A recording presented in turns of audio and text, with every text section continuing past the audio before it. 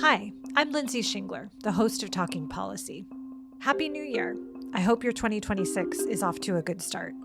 It's become a tradition at Talking Policy to start the year by gathering the voices of experts to look back at the year just passed and ahead to the future.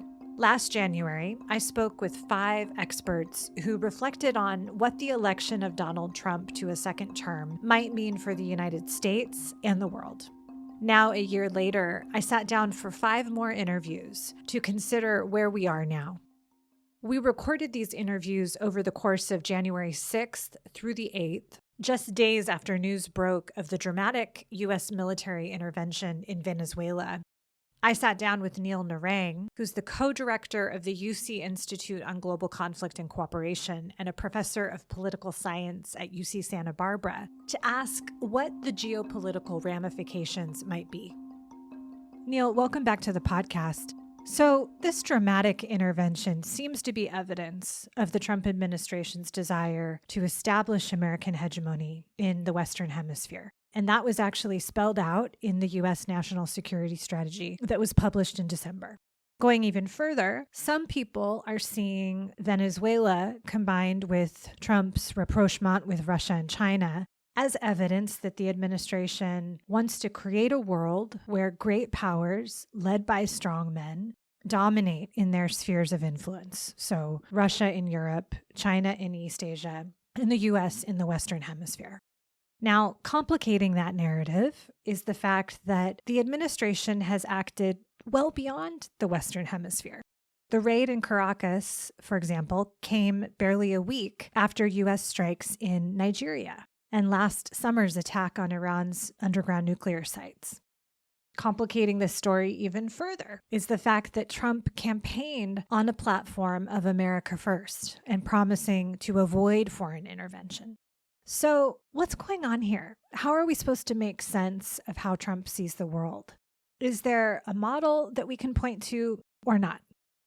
Yeah, this is a really good question. And I don't think any of us know the answer. In my own personal limited experience in the Pentagon, I discovered foreign policy is a very messy and often incoherent and parochial and particularistic process. And it's not necessarily the case that specific decisions fit neatly within a coherent grand strategy. I think despite the spin and the branding that's done ex post, it's not always the case that all of it coheres. But if you listen to the press conference, I think there were several themes that came out that may imply a broader Trump worldview. First, it was hard to avoid the core framing around spheres of influence, especially in the Western Hemisphere. President Trump doesn't just allude to the Monroe Doctrine. He basically says we're back to enforcing it. He calls the Western Hemisphere our, quote, home region, and he's explicit that under the new national security strategy, American dominance will never be questioned again. That's a claim that the U.S. has special rights to the Americas, and that outside powers like China, Russia, Iran are not legitimate players in this space. A second theme that sort of came out for me was around the demonstration of American military capabilities for the purpose of deterrence. And there's repeated emphasis in the speech, not on multilateral legitimacy or international law, but it's on capability, speed, precision, the psychological effects, and how decisive the military operation was. The subtext is the fear of American power should create some order in the world. This is a very different organizing principle than sort of the post-Cold War language of institutions and norms and consent that we're used to. A third theme, I think that came out for me, was collapsing foreign policy into domestic security. Maybe to be consistent with the America First logic. Venezuela is not treated as another state with interests that are divergent from the U.S., but in the speech, it's treated as a source of drugs and gangs and disorder inside the United States. And again, even Rubio's legal framing was that at its core, they were pursuing an indicted fugitive, something that the military was just supporting. Some commentators have noted that Trump seems to be getting kind of increasingly comfortable and maybe emboldened with using the incredible firepower that he has at his fingertips. You're an expert in nuclear weapons. Are you concerned about the U.S. nuclear arsenal coming into play? I'm not substantially more concerned that the current administration is more inclined to use nuclear weapons than previous administrations. That said, I think it's worth unpacking your question and why there might be some anxiety around this. So as many listeners probably know, in the United States, the authority to order the use of nuclear weapons rests with the president, and with the president alone. No other official has legal power to approve or veto or block a presidential nuclear launch order. It's certainly common for presidents to consult advisors before they make a decision like that. They may speak with the White House staff and military commanders, the Secretary of Defense. But, and this is the critical point, there's no legal requirement that they do so. The system doesn't have a lot of guardrails between the president and a nuclear launch in the chain of command. That includes the chairman of the Joint Chiefs of Staff, the White House Chief of Staff, Secretary of Defense. None of them, even the vice president, are in the nuclear launch chain of command. Once a president issues a valid and authenticated launch order, the system is designed to execute it. Most nuclear strike options are pre-vetted for legality. Obviously, there are caveats here. Legality is not automatic. If a president decided to do an unprovoked, large-scale attack out of the blue against China or Russia or something, there would be serious legal questions about that. But there are other scenarios, maybe against targets within North Korea or Iran, where it would be difficult to argue that the president doesn't have legal authority to do those attacks in national interest. Empirically, we know that over 5 years of the Trump presidency, and despite some rhetoric in the first term about fire and fury and nuclear buttons, I don't think the probability of nuclear use was substantially higher. And there are all sorts of reasons for why this is the case. The US, for one, has conventional alternatives that would make nuclear use kind of unnecessary. But there are all sorts of constraints. The nuclear taboo, alliance politics, there's enormous retaliation risks at play. So what worries me isn't that nuclear use is around the corner. It's more that an interventionist posture increases the number of moments where nuclear states could be frightened or rushed or guessing. Nuclear stability depends on restraint and communication and predictable red lines. Exactly the things that erode when force becomes kind of more routine. So the more crises, the more military moves, the more chances for miscalculation, accidents, rapid escalation, especially if adversaries conclude that the US is less predictable. So the risk is latent in misunderstanding and miscalculation that could come from both allies and adversaries. As Neil suggested, one of the key areas to watch will be how adversaries and allies of the U.S. respond over the long term, both to the intervention in Venezuela itself and to the new posture of the administration overall.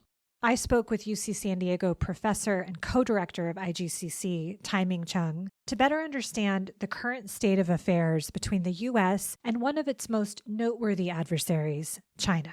So, of course, the relationship has gone through major ups and downs in the past year because of the new second Trump administration. A lot of the initiatives that has come from Washington, D.C., while Beijing has sort of played a relatively continuous approach to dealing with the U.S.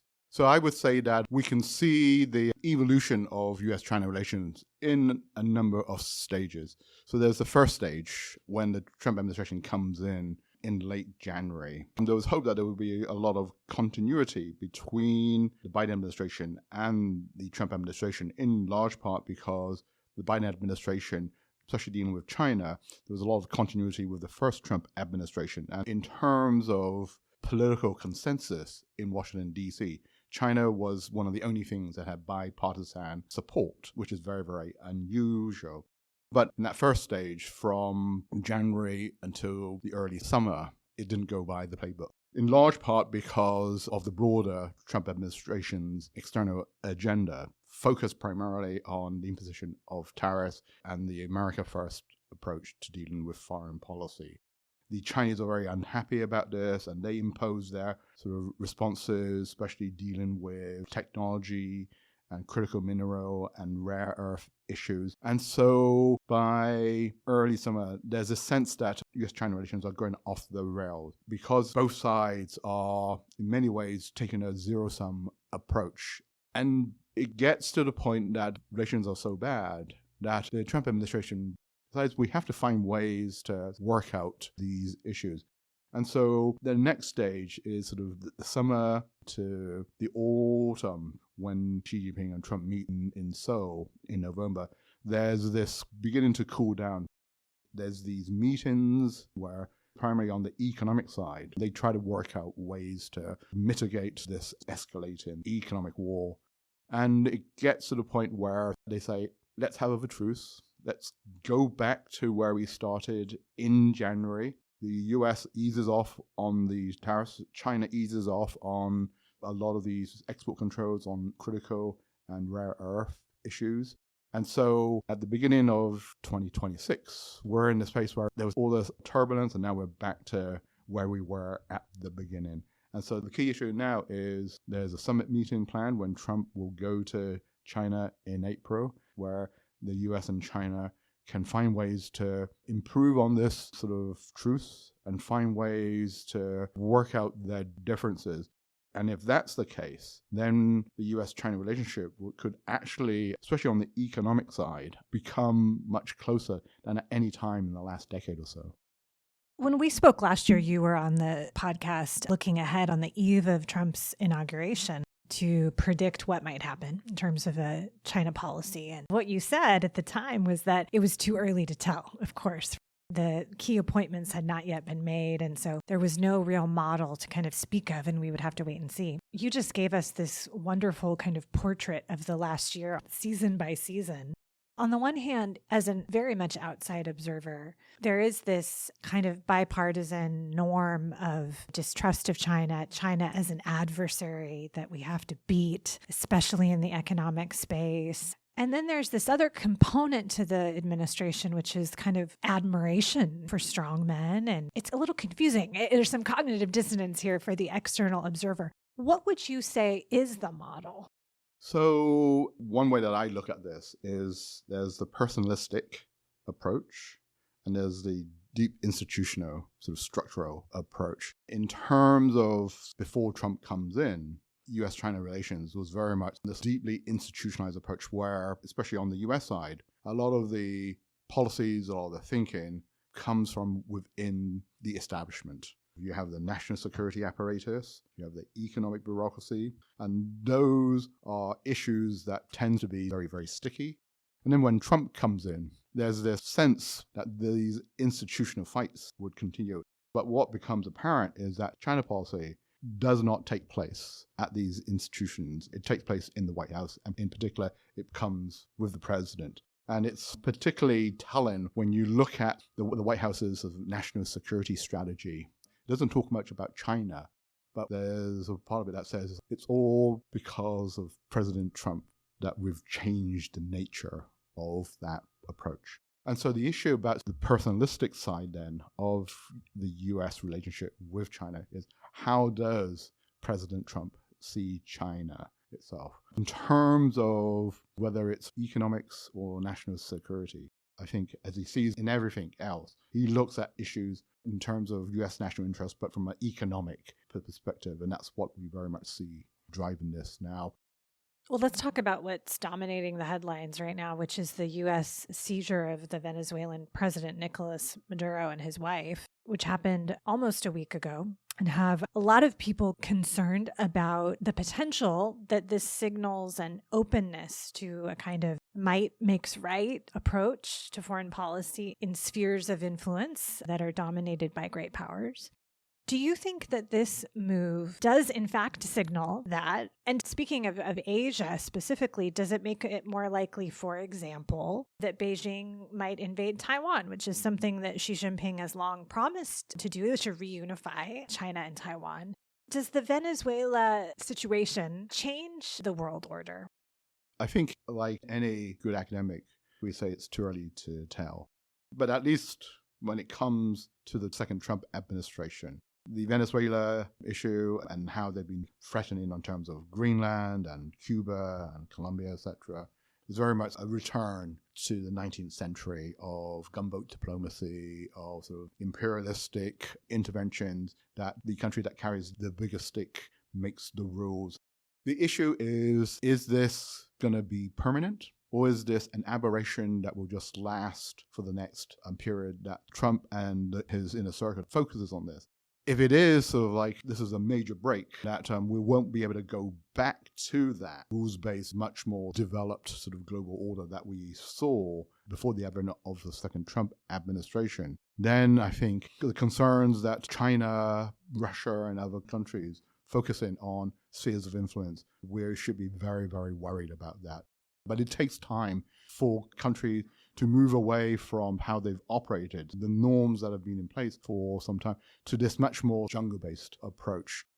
A recent commentary in the Financial Times said that China is marshaling its forces for long-term competition against an America that it believes is divided and in decline. Do you agree with that? I don't think that the Chinese leadership behind the scenes thinks that the US is in decline. Not that it makes it so weaker and vulnerable anytime soon. It may be on a long-term decline or long-term stagnation. But I think if you look at a lot of the Chinese analysis, they know that the US is still the biggest power. The economy remains very strong, and the military remains significantly stronger than what China is, even though that gap is beginning to narrow. But the real sort of strength of the US is its alliances and relationships and its preeminent role with other like-minded countries, whether it's NATO or various sort of treaty alliance relationship with other parts of the world. The US has been dominant.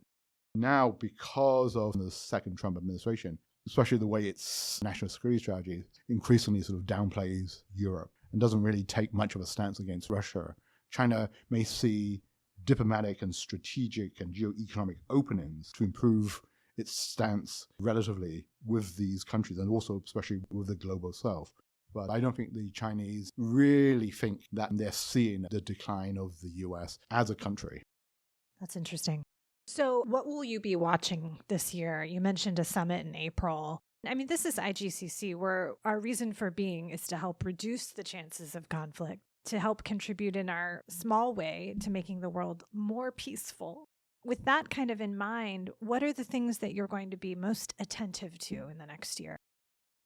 I guess, especially in terms of the US-China relationship, there is this potential opening where the US-China relationship can actually sort of improve, where the two sides sort of work out, yes, we have our national security issues, but let's find a way to contain that and not make that the dominant driver of US-China relations. Because if we see everything through a national security lens, then the distrust, the suspicions will force us to become even more engaged in arms races and engaged in a growing spiral of confrontation. And if we look at the relationship as we see with President Trump from an economic perspective, then that potentially provides all sorts of opportunities, of course, as well as challenges. And if that's the case, I think we can see the potential for improvements in that relationship. And of course, if you get the US and China to work together, then the opportunities for the rest of the world is also much, much better. For an economic perspective on the second Trump administration, I invited Carolyn Freund, Dean of the UC San Diego School of Global Policy and Strategy, back to the podcast to talk about the impacts of the past year and to give us a potential forecast for trade and geoeconomics. I asked her first about what questions the U.S. intervention in Venezuela might raise in terms of the effects on the global economy. Yeah, first I want to say that the most important questions aren't really about the global economy. They're about sovereignty and international law. But from an economic perspective, in the short run, the markets have largely shrugged this off. I don't actually see a big effect. There's a little bit of volatility in oil markets, but no major effects. I think the potential longer run impact has to do with the effect on rules and predictability. Investors, markets really want predictability, and this additional geopolitical risk obviously poses a whole number of issues. We could see higher risk premia, we could see delayed big investments, but that will really depend on how it plays out. You were a guest on Talking Policy 1 year ago when we were looking ahead at what a second Trump presidency might mean for the global economy. And we know now, 1 year later, that Trump's tariff policy dominated the headlines last year. Tariffs were threatened, then imposed, suspended, reimposed, postponed, and finally enacted in some cases, but not others. To what extent were these policies effective in accomplishing what they were meant to accomplish? And what were they meant to accomplish? Well, I think the administration talked about 3 goals primarily: revenue, reducing the trade deficit, and reviving U.S. manufacturing. And if we look at those 3 goals, what we see is, yes, they got a lot of revenue. I think about $200 billion, way more than in previous years. Trade deficit, most recent month available, September 2025, did see a fall. But if we look at the year to date that's available in 2025, the trade deficit still expanded by about 17%. So the verdict's still out on the trade deficit, and the big question is going to be 2026. And then the third one on manufacturing, we've seen nothing. So output flat, employment flat. Again, we would probably expect that to take some time, as investment could lead to additional manufacturing, though where we have seen investment is much more around AI, which potentially crowded out some of that manufacturing boom, but we haven't seen that. Now it's actually less efficient, given current prices, to produce in the U.S. So in a world of global supply chains, these variable tariffs really, really affect the ability to manufacture in the U.S. When we spoke last year, you were very concerned that the administration would enact self-defeating policies such as curbs to immigration. And what we saw last year was that net immigration fell by 85% from the peak in 2023 in the U.S. And other countries are also cracking down. It's not just a U.S. phenomenon, but it was particularly dramatic here last year. What will fewer immigrants mean for the U.S. economy? And what will that in turn mean for ordinary Americans?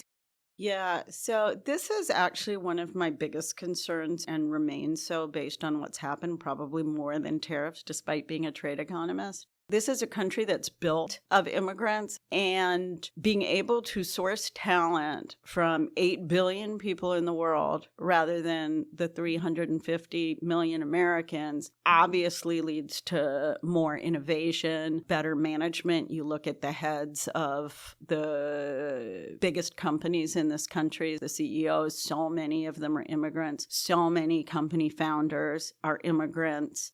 Part of our ability to remain the most innovative economy in the world and, frankly, to beat China in any kind of strategic competition really relies on talent, and that talent needs to be sourced globally. So I think that's the first point, is just how much innovation comes from immigrants. I'm worried about it. I'm worried about the H-1B fees. I'm worried about fewer international students in this country who stay and go on to do amazing things. And it's going to take time because these people would be here and then over time develop firms and so forth. So we're not going to realize how much this hurts us until it's almost too late to fix it. So this is something that's going to be a slow but really costly burn for us.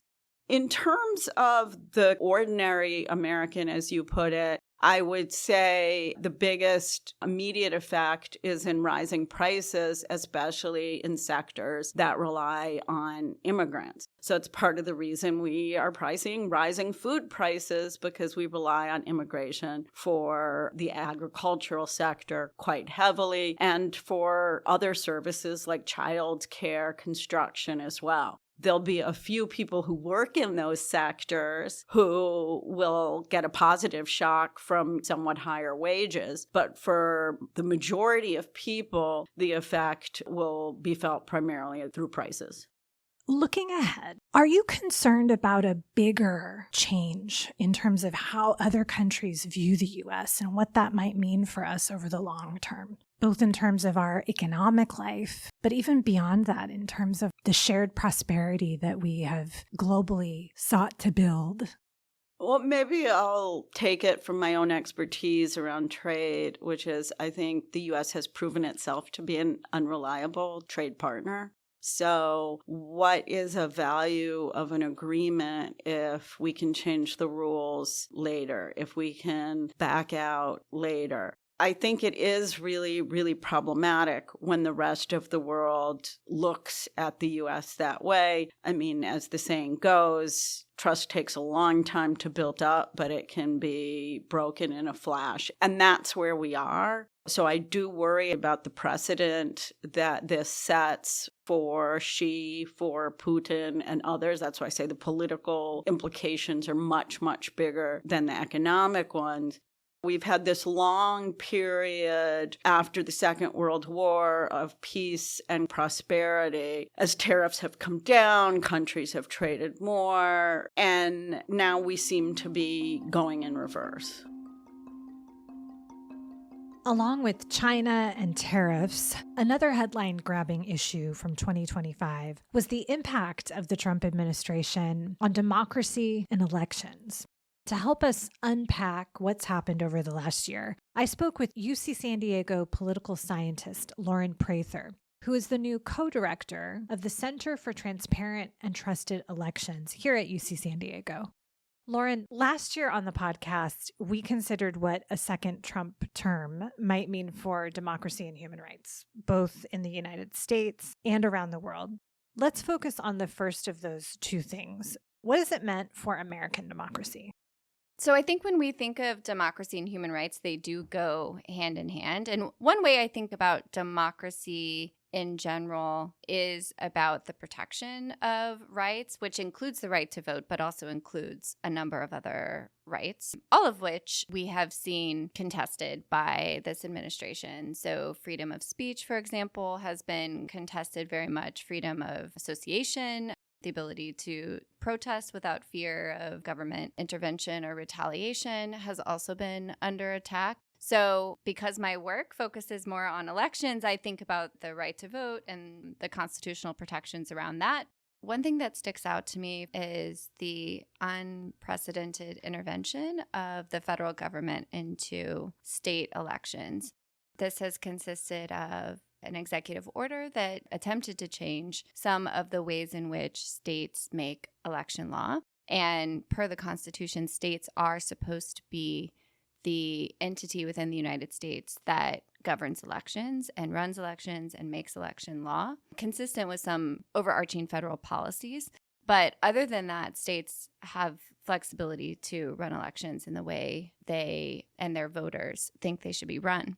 But this year, the federal government really did try to intervene to have more control over state elections. One of the key examples of this is the way in which the federal government has attempted to acquire the voter rolls of states, which document all of the registered voters within that state. And most recently has said the federal government will now go through those voter rolls to identify any individuals that should not be allowed to vote in elections, and that state funding from the federal government may depend on whether or not states comply with the federal government's demand to remove those voters from the voter rolls. Who would not be allowed to vote? Like, what would the rationale be? It's unclear at this point. I mean, they haven't said what their rationale would be. It is related, I think, to some of the agenda around immigration. It's also possibly a rhetorical or symbolic strategy to undermine confidence in elections by playing into existing fears and existing narratives that people are voting that shouldn't be voting, which is not something that really happens in the United States, but has nevertheless been a talking point, especially among some people in the administration. So there's unclear implications because we don't know who they would identify, but this is an example of something that has not really ever been done before in recent memory and is unconstitutional. We're all still grappling with the news about Venezuela.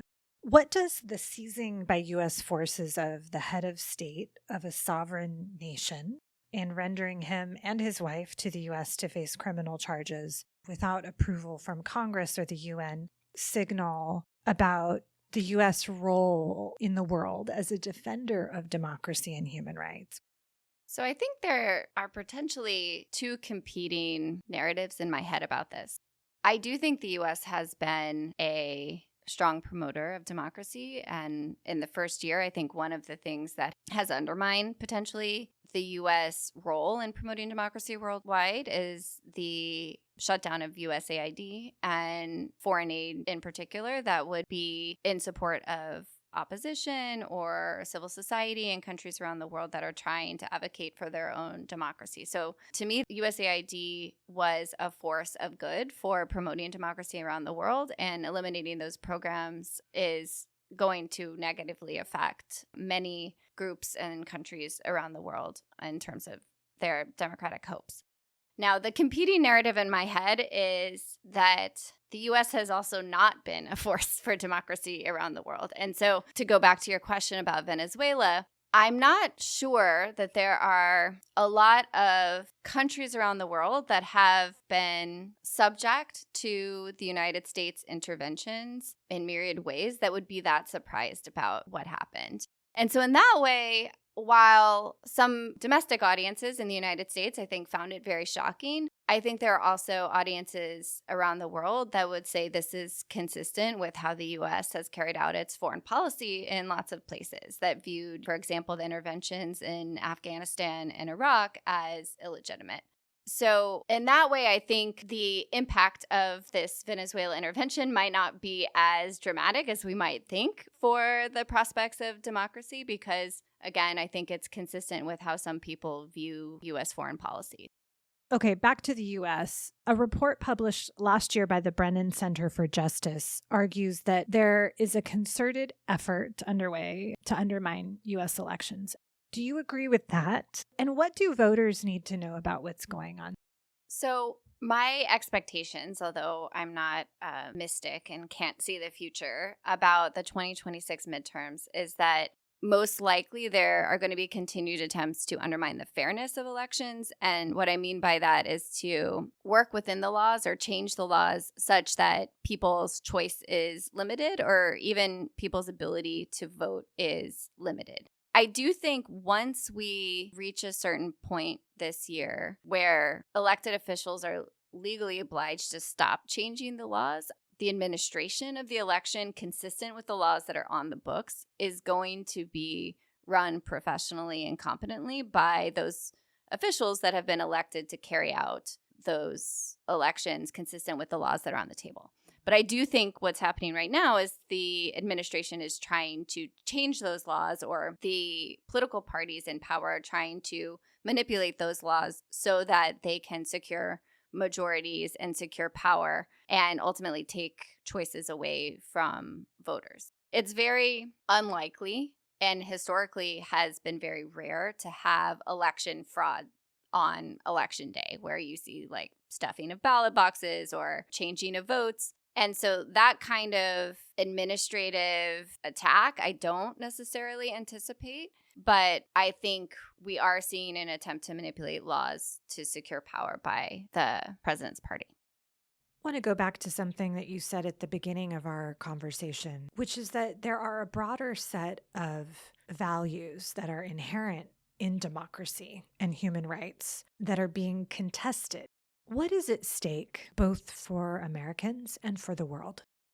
When I look back at the past year and when I think about going forward, one of the key things that's at stake both in the United States and around the world is accountability of elites and the powerful in countries to the citizens and the less powerful. One of the key mechanisms for that is elections and democracy in general. And so attempts to undermine the free and fairness of elections, attempts to undermine democracy as a whole, or confidence in elections ultimately breaks the accountability of elites and those in power to the citizens that put them there. We see that in the United States and we're seeing that around the world. And when this happens, we see those leaders able to act without constraint, and ultimately the citizens and the less powerful are the ones that suffer.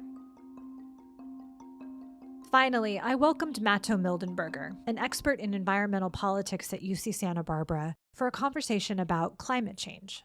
2025 saw major rollbacks of climate policies in the U.S., even as concerns about the effects of climate change have continued to mount. I asked Matto for his take on what 2025 means for climate action and a green energy transition in the United States. We live in a really challenging time to analyze when it comes to progress on climate change. The Trump administration has taken just a wide series of actions over the last year, trying to roll back and slow down the energy transition here in the United States. This involved really substantial rollback of parts of the Inflation Reduction Act, which was obviously the signature climate bill passed during the Biden administration. It's also involved an enormous amount of executive branch attacks on clean energy, whether that's trying to freeze in progress offshore wind developments in various parts of the East Coast, trying to facilitate fossil fuel use, keep coal plants online on an emergency basis while trying to slow trickle permitting of new solar and other clean energy resources. And of course, as you mentioned, taking really detrimental action to try and undermine and break apart global efforts to tackle the climate crisis. And so there's no way that you can look at the last year and see it as good news for the climate. On the other hand, it's also worth remembering that even as the Trump administration is winning some of the battles here, the momentum of the clean energy transition is really still picking up. Even in the United States, which has still seen pretty substantial clean energy deployment in 2025, and particularly globally, where the economics of clean energy have been utterly transformed over the last 5 years. So the world that the Trump administration is trying to blow up climate policy in during this period of time is actually quite different than the world that existed during the first Trump administration. And so for all of the real efforts that the administration has made and the real harm they've done in blocking and slowing down and throwing obstacles in the way of decarbonization here in the United States, I'm not sure that their efforts are having the type of global systemic impact that they might have had in a different era. You mentioned that the economics of clean energy have really transformed over the last 5 years. Can you say more about how? Yeah, I mean, one is just the scale of deployment. Over half of the solar energy that's ever been deployed has been deployed since 2020, 2021. The price per kilowatt of new solar, the economics of battery storage, which is really critical because linking batteries with solar together actually allows for renewable energy to take on the economics of gas and other fossil fuel baseload forms of electricity generation. And so what it means is that right now, the cheapest new unit of energy that possibly can be built, even here in the United States, is solar plus storage, is clean energy. And there's an enormous growing need for more energy resources, fueled by the data center construction boom, fueled by AI needs. But we're in a world of vastly expanding energy needs at a moment in which the cheapest and easiest and quickest and most sensible way to meet those needs is with renewable energy. I want to ask you about public opinion. The last 3 years have been the hottest on record. And so all of us are increasingly aware and confronting in our actual lives the ferociousness of climate change in wildfires and extreme heat and floods. Has that created a stronger push from citizens for climate action? What is public opinion on climate change policies, green energy transition? And to what extent does the public opinion and pressure interact with what we're seeing the Trump administration doing and not doing? Yeah, it's a really good question. And I think this has been the focus of a lot of public debate right now. It's also a topic that is the main focus of my research group here. I think there's two things that we need to remember when we think about the role of the public and the public's opinion in structuring US climate policy, but also thinking a little bit more broadly about backlash. The first is that the experiences that people have with climate change and also with climate policies rarely convert or change people's minds when it comes to climate change. I've done a lot of work looking at, for instance, voting patterns in California, and do people vote differently on climate-related ballot initiatives when they have experienced a wildfire near their home? And what we find is that wildfires or other forms of exposure to climate change are not persuading people who are otherwise skeptical that climate change is a serious concern and making them sort of climate advocates.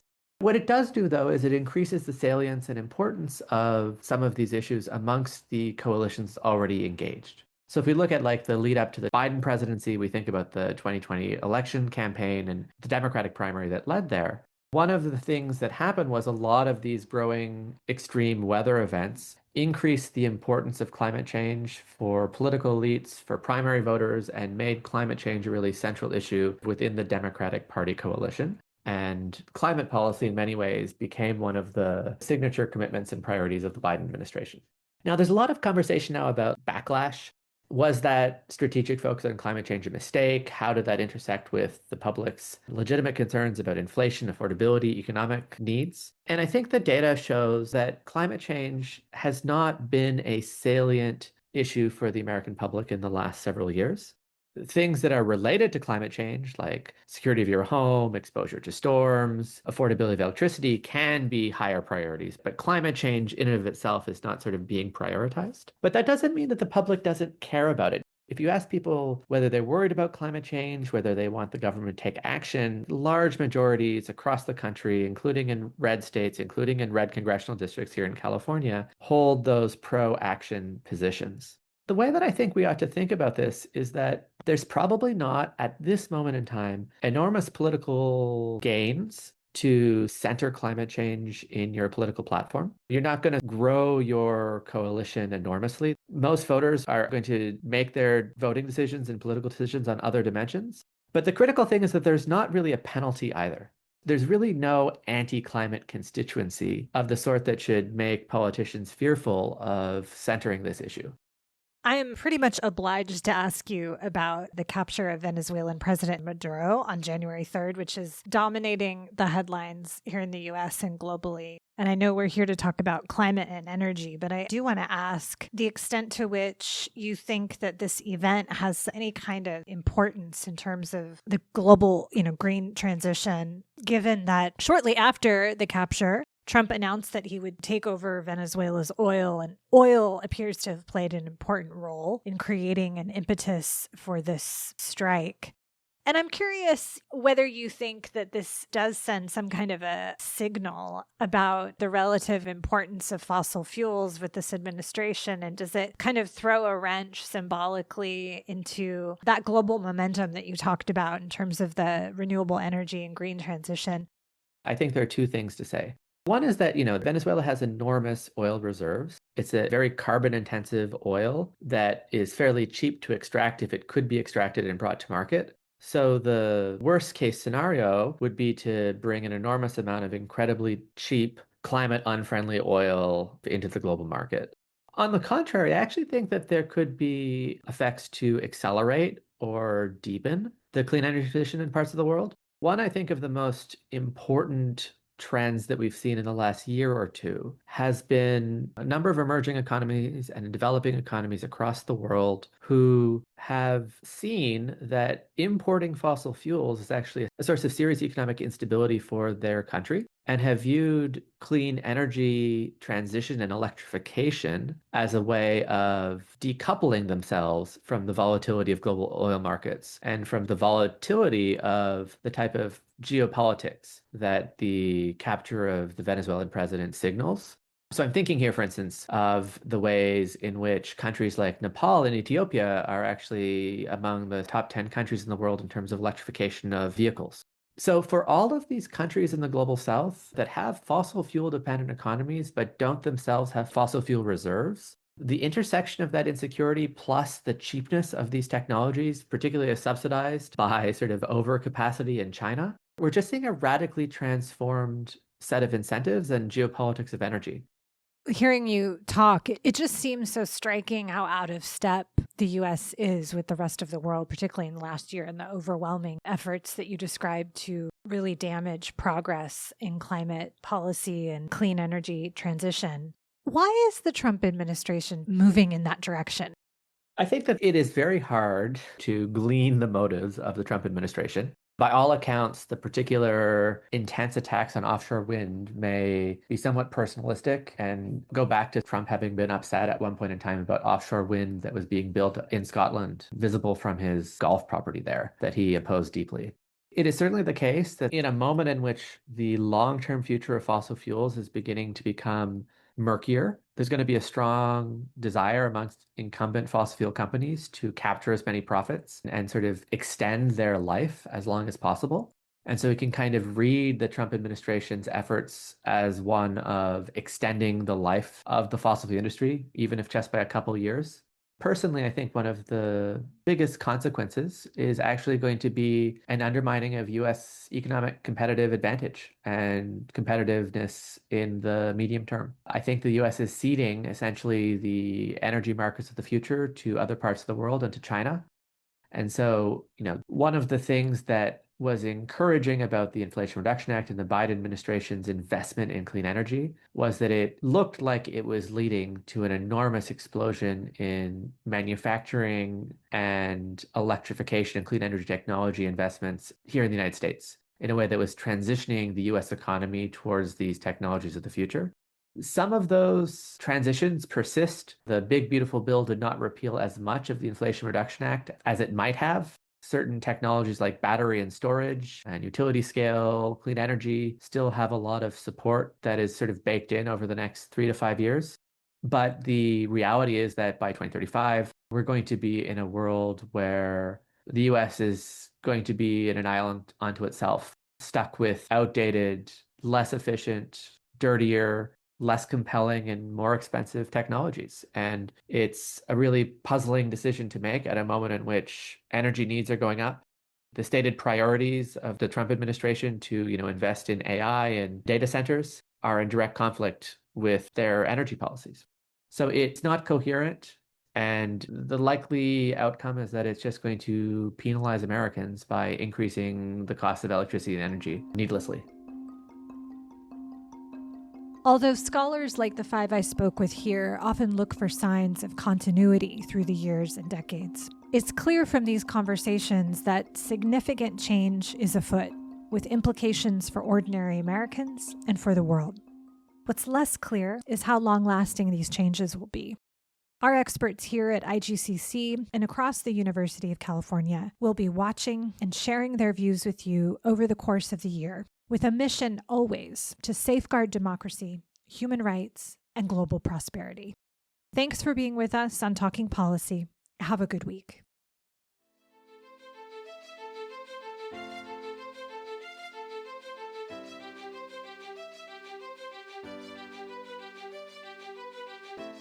Thanks for listening to this episode of Talking Policy. Talking Policy is a production of the University of California Institute on Global Conflict and Cooperation. This episode was produced and edited by Tyler Ellison. To ensure you never miss an episode, subscribe to Talking Policy wherever you get your podcasts. To learn more about IGCC, visit ucigcc.org.